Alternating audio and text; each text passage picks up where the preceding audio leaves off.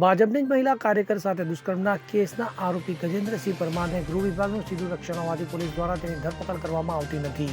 ત્યારે પીડિત મહિલાએ ગતરોજ ગુરુવારે માહિતી મળી હતી કે ગજેન્દ્રસિંહ ગાંધીનગરના વાસણા ચૌધરી ગામના એક ફાર્મ હાઉસમાં હાજર છે, જેથી મહિલા ફાર્મ હાઉસ ઉપર પહોંચી હતી અને પોલીસ કંટ્રોલમાં પણ જાણ કરી હતી, પરંતુ પોલીસ ન પહોંચતા મહિલાએ અંદર જઈને ગજેન્દ્રસિંહ પરમારને ઝડપી લેતા તેણે તેમજ તેના ડ્રાઈવરે મારામારી કરી હતી અને કારમાં નાસી ગયા હતા, પરંતુ મહિલાએ પીછો કરતા હાઈવે પર ગજેન્દ્રસિંહની ક્રેટા કાર સાથે અકસ્માત થતા મહિલાને ઈજા પહોંચી હતી। તો બીજી તરફ ગજેન્દ્રસિંહ ત્યાંથી ફરાર થઈ ગયો હતો। આ અકસ્માતમાં ઈજા થતા મહિલાને સારવાર માટે ગાંધીનગર સિવિલ હોસ્પિટલ લઈ જવામાં આવી હતી, જ્યાં તેની સારવાર ચાલી રહી હતી। ત્યારે suspend PSI GS Goswami Creta કારના ચાલક સંજય ઝાલાને લઈને સારવાર માટે આવ્યા હતા। ત્યારે મહિલાએ સારવાર લીધા બાદ દહેગામ પોલીસ મથકે પહોંચીને ધારાસભ્ય ગજેન્દ્રસિંહ પરમાર, તેના ડ્રાઈવર સંજય ઝાલા, ધારાસભ્યની મદદ માટે આવેલી સસ્પેન્ડેડ PI ગોસ્વામી સહિતના વિરુદ્ધ ફરિયાદ નોંધવા માટે તજવીજ હાથ ધરી છે।